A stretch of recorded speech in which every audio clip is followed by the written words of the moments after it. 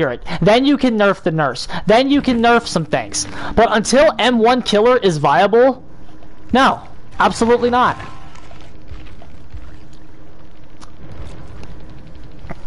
Okay, here's my point, alright? We're going to talk about the Demogorgon for a minute again, because fuck the Demogorgon. Alright? Like, I want to talk about the horrendous design of what this is what behavior does, okay? When behavior designs characters, and again, we can look at all of it. I think add-on design is horrendous on the killer side. It's fucking horrendous. It's not just bad, it's horrendous. Okay? When behavior designs a killer... Yeah, exactly. Alright, listen. When behavior designs a killer, you can look at this with, like, everybody. They build a fundamental flaw into the killer's kit on purpose. Okay? Let's start with Trapper. Let's start with Trapper. The obvious flaw that Trapper has is he has one trap to start with, okay?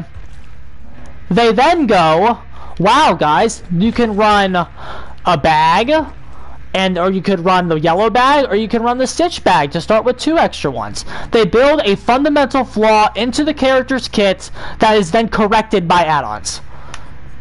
Okay? And then, like, I mean, you know the kinds of characters I'm talking about. I'm not talking about, like, his traps can be seen. That's not, like, a fundamental flaw with the character. Because you can still use having to disarm the trap to your advantage. So that's not horrendously bad. And then, of course, the RNG, there's more... Trapper has a lot of flaws. But the point is, like, the main fundamental flaw with him is that he has one trap to start with. So they build the flaw in, and then they go, okay, well, look, guys, now you can correct the flaw with add-ons. That's not good design, because every player that is seriously going to run the Trapper is going to run a bag every fucking game. It destroys any variety that you could potentially have, because they build a fundamental ridiculous flaw into the character.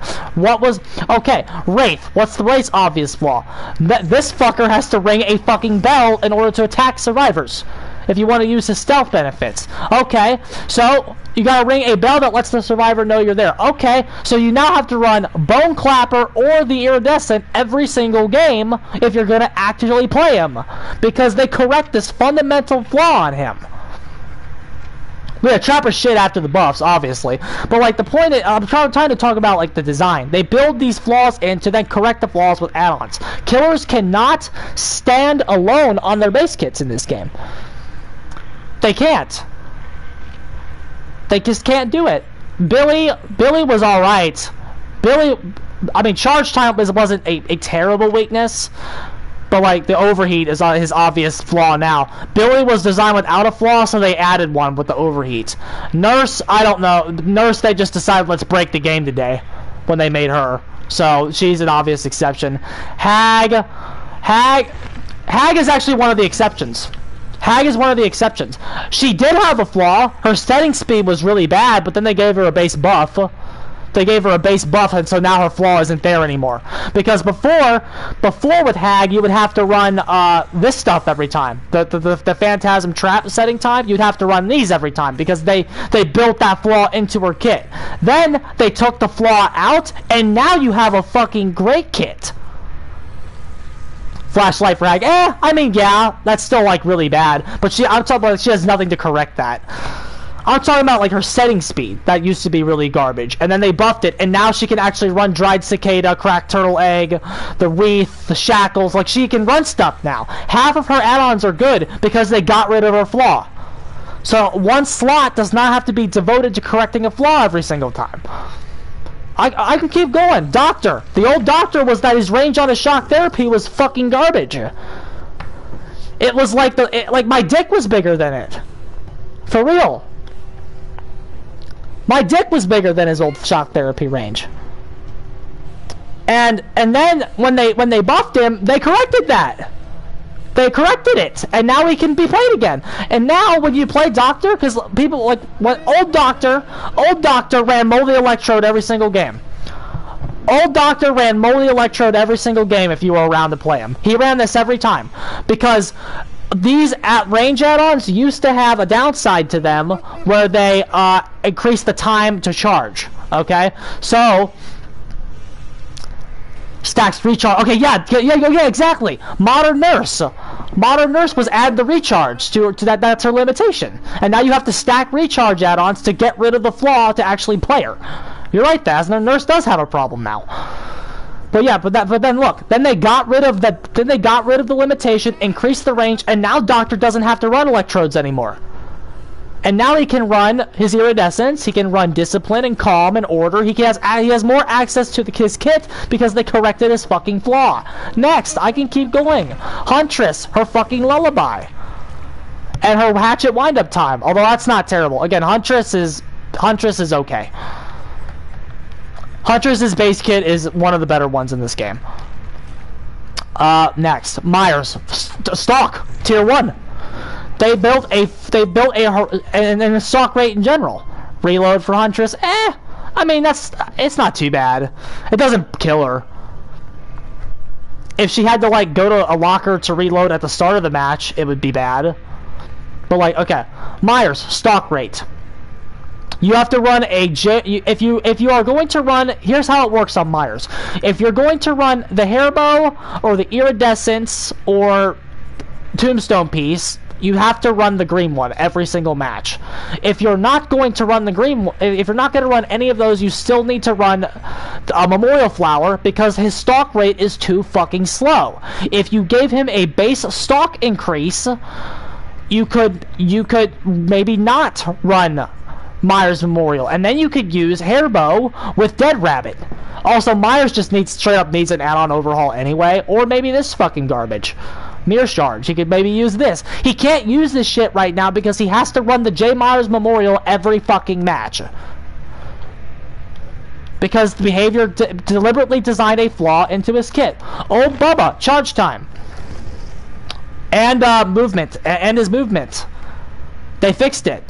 They made his movement better, so charge time doesn't matter anymore. So that's why they were free to get rid of those add-ons and replace them. And now that Bubba does not have to run charge time every fucking match, he actually can expand to like something like Chassis, or the Chilies are good, or the 2 Iridescents. Like, or you know what, or the Beast Marks is still alright.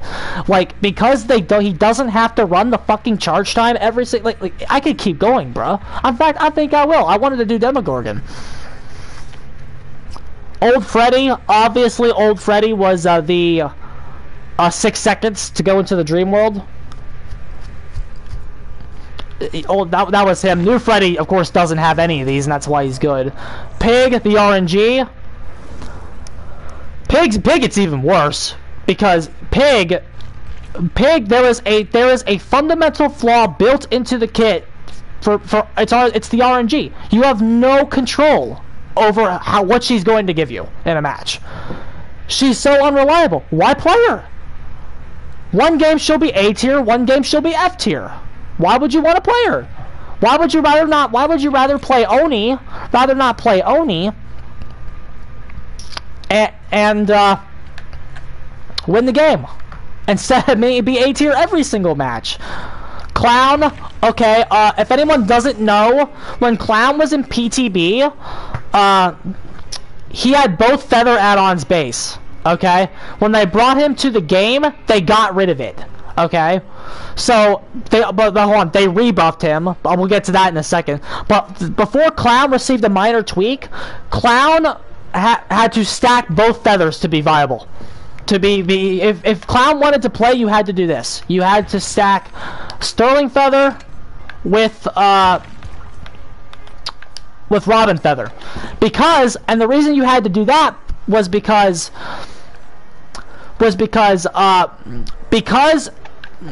there was such a big long cooldown, and in that cooldown, Clown slowed down. Clown slowed down to slower than a Survivor, if you don't know this. Whenever Clown threw a bottle, he would slow down slower than a Survivor during his cooldown. That cooldown made the reduction in speed that the Survivor got irrelevant. So Clown basically had no power. They buffed him and they made both feathers base again, and then he's about to get a rework. But like, for a long time, If you were not running these 2 feathers base, if you weren't running the 2 feathers, you couldn't play clown because they got rid of the flaw. Next, Spirit. Spirit doesn't have any flaws. Spirit's another one. Spirit is well designed because Spirit doesn't have any flaws. She has no flaws in her base kit. So every time you're playing the Spirit, you're running add-ons to enhance your abilities. That's how you know who's good. The killers in this game that are well designed are running add-ons to enhance their abilities. Freddy is running an add-on to enhance his abilities. Spirit running add-on to enhance her abilities. Oni is running add-ons to enhance. Not really. Actually, we'll get to Oni. Legion. Legion honestly kind of breaks the rule because he's running add-ons to enhance his abilities, but his ability just isn't very good. So like the enhancements still aren't very good.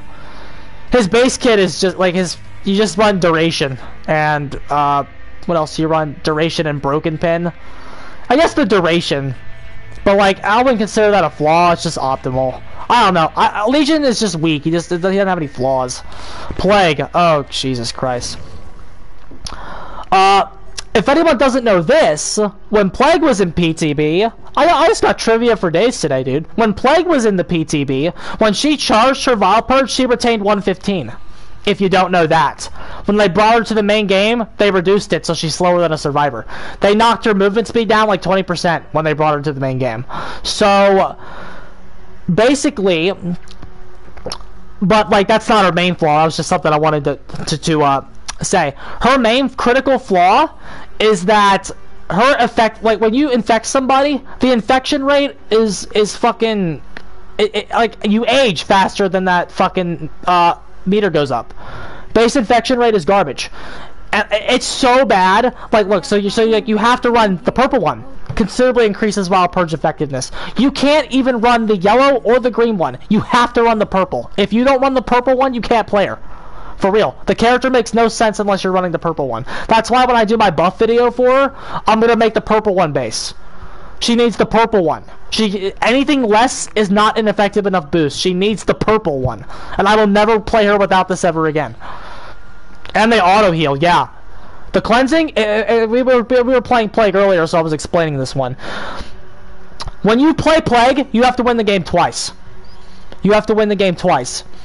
Because when you start winning the first time, and you start infecting everybody and get everybody broken, and you start having pressure, you're winning, right? Then they go cleanse, and then all your pressure's gone. And then you have to get corruptions to go win the game again. So when you play Plague, you have to win the game twice. I was having trouble putting her problems into words, but that's the best way I can describe it. You have to win the game twice. You have to win it once to get the cleanses to start, and then you have to win it again when the cleanses start. The cleanse is literally just a free second chance for survivors. And if you don't understand that, you've never played a good squad as the Plague. People say cleansing's bad. Cleansing's bad. If you don't get why giving a free heal against this character is good, that she then has to go across the map to specific points to actually obtain a power that punishes you for that, you don't know how to play. If you don't understand why that's bad. But yeah, the big fundamental flaw with her is that she's bad, bruh. Like, at least Demogorgon doesn't have to win the game twice. Like, I'm starting to think she's the worst killer in the game. I think she might be the worst killer in the game. Demo at number, like seriously, I just did my tier list like last week, and I'm already changing my opinion. I think Plague is the worst killer in the game, possibly, followed by Demogorgon, and then Clown, third worst.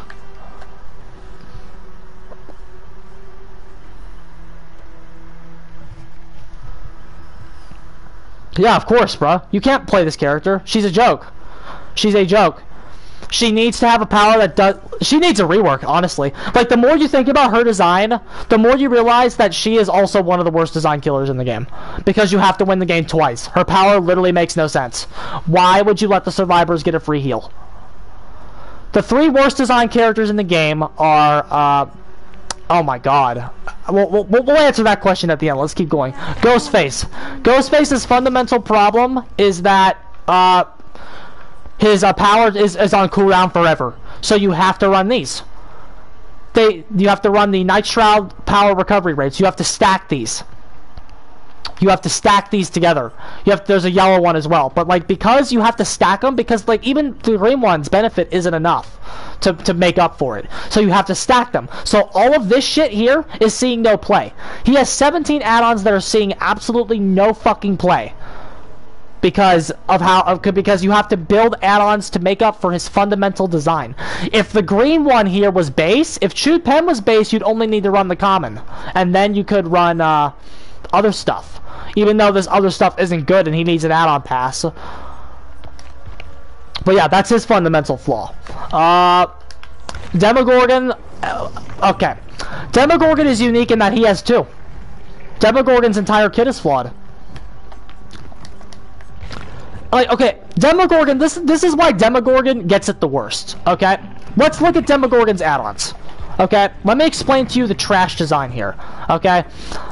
Increases number of portals by 1. Okay, yeah, fine, whatever. That's 1 that enhances. This one enhances his ability. Slightly decreases the time take to open a portal. That doesn't enhance him at all. So but that doesn't do anything. That's just bad. So we have one add-on so far that enhances his power. 1. Rat Liver. Slightly increases the movement speed while you're charging your power. This corrects a terrible weakness that the character can't play without this. So that's dealing with a weakness. Okay, so 1 to 1. It slightly increases shred, miss, recovery, attack speed. Okay, correcting a weakness. 2 to 1. Slightly decreases time taken to seal a portal, correcting a weakness. Because that's a non-factor because if you're winning the game, this doesn't matter, and then if you're losing the game, this also doesn't matter. So yeah, that's a non-factor. So we're still at 2 to 1, right? No, we're at 2 to 1. That's useless. Moving on. Slightly increases the radius in which survivors can be detected of the abyss. That's correcting a weakness because the base detection range is so fucking garbage. So that's correcting a weakness. 3 to 1. Slightly increases movement speed while traversing the upside down. 3 to 2. Because that enhances his ability. Okay. Increases number of portals by 1. Increases miss, shred, attack, recovery speed. 4 to 2. Next one. Increases the power recovery speed. Correcting a weakness. 5 to 2. Because his power takes forever to recharge. So we're at 5 to 2. Slightly increases duration of undetectable when we're emerging from a portal. His base undetectable is garbage. So that's 6. We're at 6 to 2. Slightly increases the time taken to seal a portal. Alright, 7 to 2 because this is correcting a weakness. Power recovery speed, correcting a weakness. Killer movement speed. Okay, 3. What are we at? Like 8 to 3 now? 8 to 3. Blindness, non-factor. Undetectable, correcting a weakness. Moderately increases time to save. It's non-factor. Non-factor. Correcting a weakness, enhances his power. So only 4 of his add-ons enhance his power.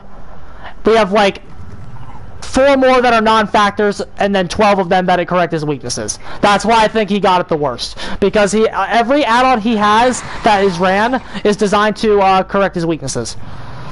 Fucking Red Moss is literally just... Like, read this iridescent. Tremendously increases duration of undetectable status applied to the Demogorgon, and then increases the power recovery speed. They literally just crammed 2 major corrections to his power and called it an iridescent. That's what they did. 2 major corrections to his power that he's unplayable without. So if you want to play Demogorgon, realistically, you have to run Red Moss and Rat Liver every single game. For real. Because this is the only one that corrects 2 weaknesses, so there's no reason to ever run anything below this iridescent, and then the Rat Liver corrects the other weakness with Shred. So you have one add-on to fix the portals, and another add-on to fix Shred.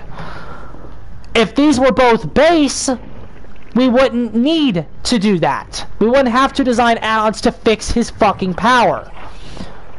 We would be able to, like, just watch my video about how to buff him. Every one of my add-ons, with the exception of one family, that is the early game weakness that every killer has. So with the exception of like 3 of my add-ons that help his early game, 17 of my add-ons that I make in his video correct his weaknesses. Yeah, for real. It's terrible. And the company should be ashamed. Like, trash design. Von Demogorgon. If you honestly agree with Scott Junn that this character is well designed, you're the problem. You're the problem in the community. Moving on to Oni. Okay, Oni's major weakness is actually, wait, the more you think about Oni, the more problems he actually has. Okay, when you play Oni, you have to run Scalp Top Knot every single time because his base charge rate to Demon Dash is trash. If you've ever played Oni without Scalp Top Knot, he's a B tier. Because if you don't run this every single game, you will never be able to actually charge the dash to fucking correct it. So you have to run this every single game. And then his other weakness is that Blood Fury is too short. When you really look at how quick survivors can do gens in this game, Blood Fury is too short. So you have to run the duration add-ons. So you literally have so when you play Oni, you literally have no other options except Scalp Top Knot and then this family to increase the duration every single time. Yeah, again, the more you look at these characters, the more flaws they actually have. Shitslinger. When you play Shitslinger, you gotta run the reload sit every single time. People are starting to run this one because Ruin Undying is replacing Sloppy in some people's builds. So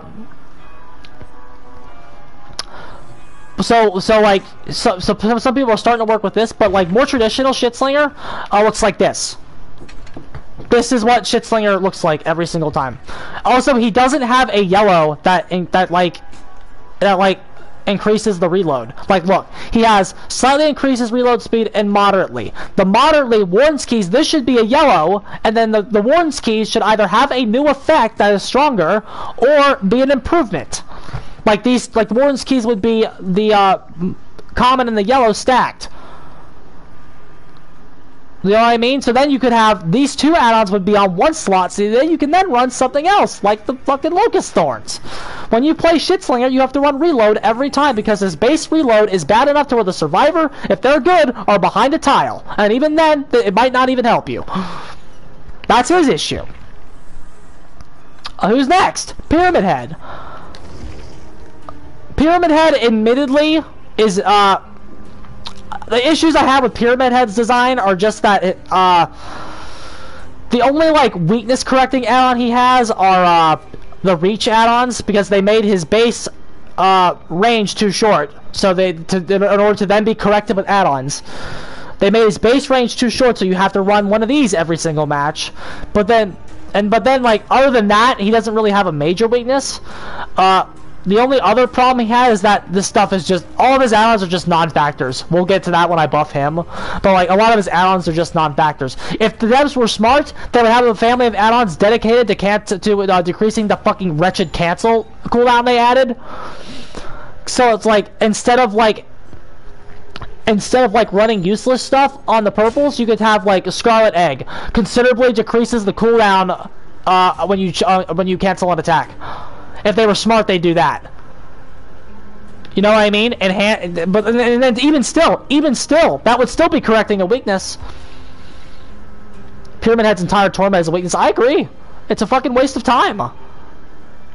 Because like, oh what, you're gonna counter DS? Dude, you're still getting hit by borrowed time, so you still have to hit the guy twice. I'm gonna try Tinker on him to see if I get any value out of that. Moving on.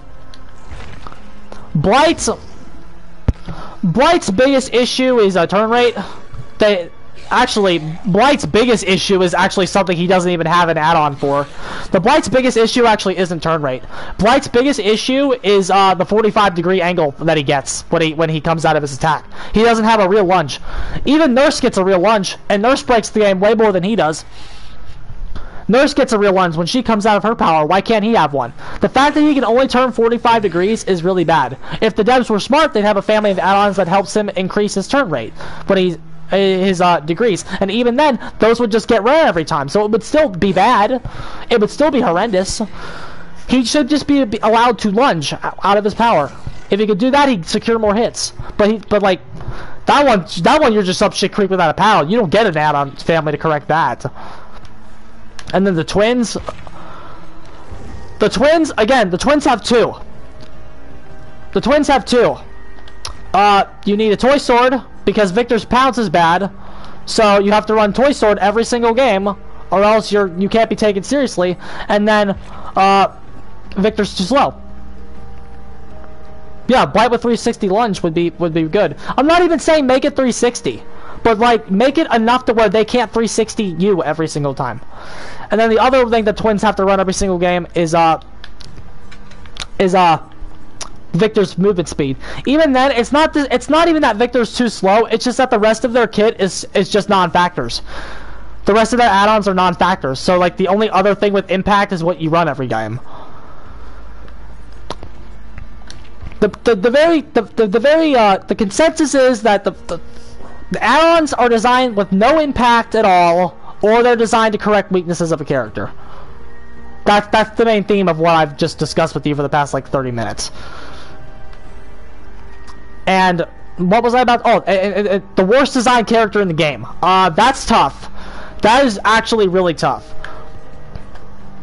Because when you look at some characters, you have you could make an argument that Trapper's the worst designed character in the game because of just how fucking like ridiculous the idea for his power is.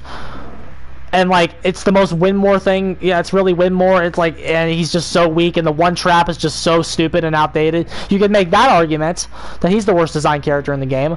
But also you have to keep in mind with Trapper that he was their first killer ever.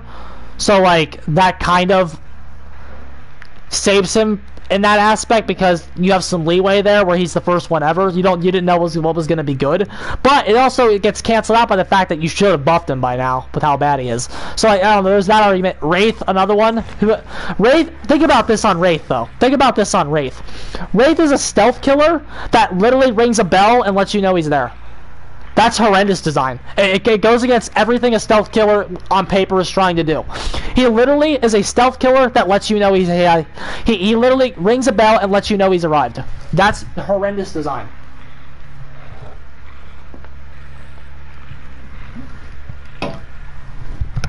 So that's really bad design too.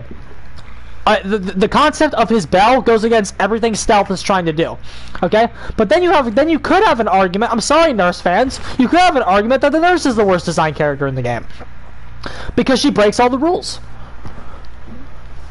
Everything that goes with how you play this game, she ignores. If you're gonna give Spirit shit, you have to give Nurse shit too. For real. If you're gonna give Spirit shit, you have to give Nurse shit as well. Because Nurse breaks more rules of the game than Spirit does. So you could make an argument that she's the worst designed character in the game. And then, of course, you have fucking Myers. You have Myers, who's, Evil Within 1 literally makes him unplayable.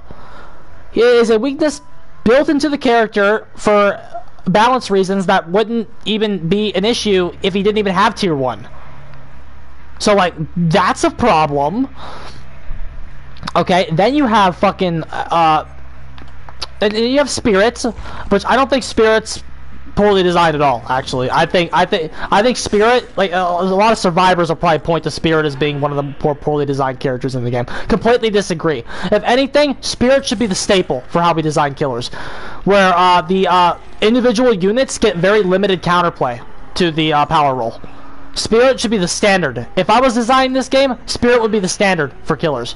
Nurse takes it a bit too far, because if you're playing Nurse, there's like nothing you can do. If the Nurse is good, just play to God that the gens are slammed fast enough. The only weakness that Nurse has is that her map presence, her own unreliability, and her map presence is kind of limited. Which again, once the Nurse gets going, her map presence is godlike. But just that early game is her only weakness. Early game and their own unreliability. And then Spirit doesn't have that. But Spirit should be the standard. Spirit's at that perfect place in my mind. And then of course you have Plague, which we just went over, that he just fucking, you have to win the game twice to win with her. That's what you gotta do. That's very, very poor design. It's hard enough to win once as killer, let alone win twice. You have to win twice as her. And her power literally makes no fucking sense. Like, I don't understand why you would even want to do it. It's like garbage. And then you have Ghostface, who was another really big candidate for the worst designed character in the game.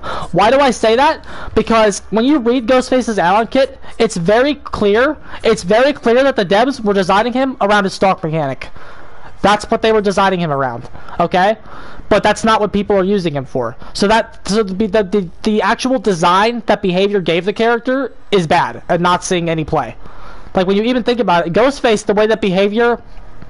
When you really think about this, the way that Behavior wants you to play Ghostface is the rarest character in the game. Because whenever somebody plays Ghostface the way Behavior wants you to, they're leaning and stalking and they're never going in and hitting you. Whenever you play Ghostface, like, Behavior's idea for Ghostface is the rarest character in the game. Because you'll never see anybody do that because of how bad it is. So, yeah, that's poor design. And then, of course, what we just said, Demogorgon. We already talked about how every one of his add-ons is there to correct huge debilitating weaknesses in the character's kid. So, like, who's the worst character? Who's the worst designed character? I'm not sure. It's certainly not the Spirit, and you know what? It's not the Twins. Twins have a bad add-on kit, but like what the Twins are trying to do is actually fine. They're trying to slug. That's fine. They're sluggers. But like, honestly, yeah, Reaper Tech. If I have to pick a worst designed character in the game right now, I pick Ghostface. I pick Ghostface because the way he's designed is pure ass. He's only like a B tier, or because of what the community uses him for. Like that's why he is the worst designed. In my opinion, he's the worst designed character in the game. And you know what? I'm sorry. You want to talk about boring killers? Like, people say Spirit's boring, Freddy's boring, Shitslinger's boring. Fucker, Ghostface is boring. Don't tell me, bro, I've just got to Red Rank Survivor 2. Let me tell you who's boring to go against. Ghostface. Ghostface is boring to go against because he literally doesn't have a chase. Like, you say Pyramid Head's boring? Motherfucker, Pyramid Head's chases are some of the most intense chases in this game. Because the character is always a constant threat at every single tile. Pyramid Head has some intense chases. Ghostface doesn't have a chase. He literally just comes up and you don't see him and he hits you. And then you get away, you heal, and then he comes over and hits you again. Boring. That's boring. Same thing the Wraith does that too. That's why they're the two most boring characters in the game to go against. But you know what? You'll never hear people say Ghostface and the Wraith are boring. You know why you'll never hear that? Because they don't break the game. You know, oh, okay, that was a very poor phrase. They don't make the counterplay unfun. When you're at the loop tile, when you get to a tile against a Ghostface player or a Wraith player, you are safe. When you get to a tile against a Freddy or a Doctor or a Spirit or a Pyramid Head, you're not safe. That's where the whole boring killers thing comes from. Because people just want to be safe when they get to tiles, and they get mad at the killer when they're just not. Real facts, if there's ever a tile that you're 100% safe at in this game, that's bad design. If you ever get to a tile and